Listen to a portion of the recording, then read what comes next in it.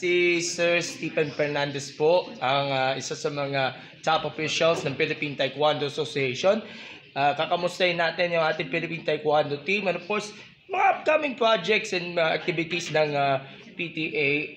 Of course, in relation nga, dahil malapit na yung Paris Olympics, meron po tayo ilang mga Taekwondo jeans na nagtatangka mag-qualify para dito sa Paris Olympics. Sir Stephen, kamusta na po kayo dyan sa PTA?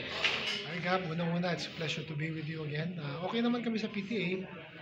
Tulad ng nabanggit mo, pinaghahandaan natin ngayon yung Olympic qualifying tournament for Paris sa Taiwan, China. Itong parating na March 15 and 16.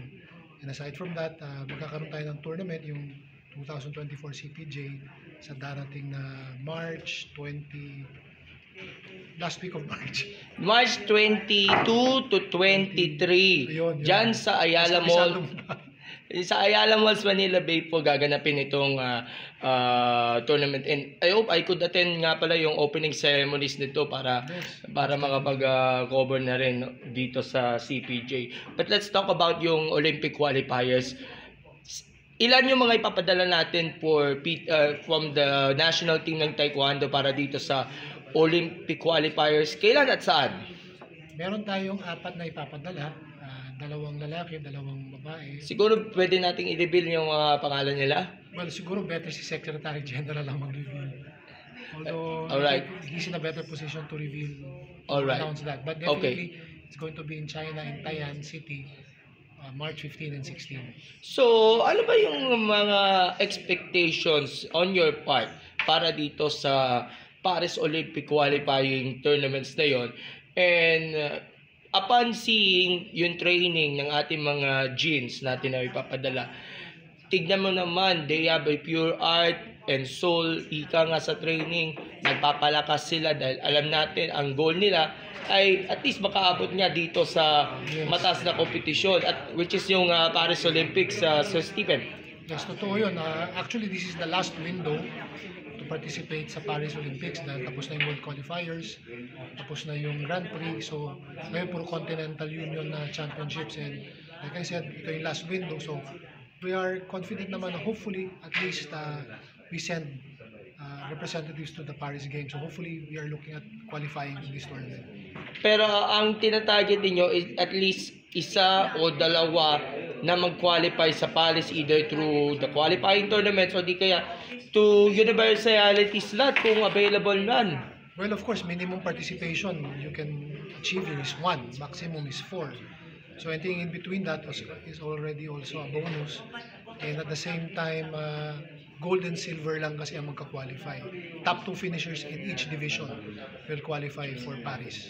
Okay, so at least naghahanda and they are battle ready na yung ating mga jeans, especially yung ating mga Tokyo Olympians natin na naglaro nga dito sa na magtatangka na mag-qualify nga para dito sa Paris. Okay, so let's talk about yung CPJ, which is on March 23. Ito yung first major tournament ng PTA kung saan magkukompete nga yung iba't ibang mga up and coming taekwondo jeans and even those from the national team na of course parang itong selection process na rin sa mga upcoming tournaments. So, can you tell us more about itong CPJ, which is going to be on March 22 to 23?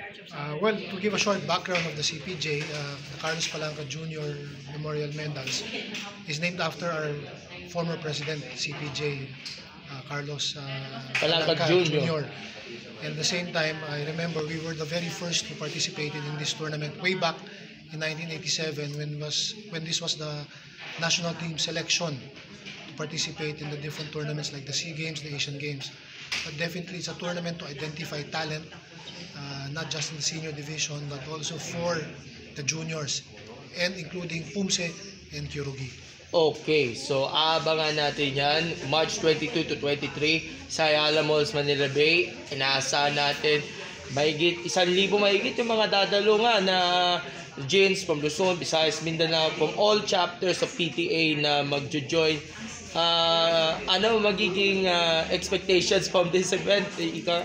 Well, definitely ang CPJ laging competitive yan. Talagang sampukan, bakbakan dahil nga it is a very prestigious tournament among Taekwondo Jins, lalong-lalo dito sa loob ng PTA. So, like you said, maraming participation and I'm sure they will have fun, they will make friends, and they will make memories. Okay, so I have questions na pala related sa Women in Sports Awards this March 20, pero i-reserve ako na lang sa mismo PSA Forum. Kindly invite all those who have watched, follow Sports Corner PH na support our national teams, Olympic qualifiers, and of course, panoorin yung CPJ. Sa lahat po ng mga nakikinig, nanonood, i-invite ko namin kayo na suportahan ang aming programa sa Philippine Taekwondo Association. At the same time, let's always also support all our athletes, our women in sports who always give honor to the country. So, yun lang at maraming salamat po. Thank you so much, Sir Stephen. And we'll see you sa opening ceremony ng CPJ. I will be there. I will be there too. Oo. Basta i-text na lang ako pag andito na ako. Tsaka lagi ka naman sa mga tournaments namin. Syempre. Thank you so much and God bless. Thanks, God bless.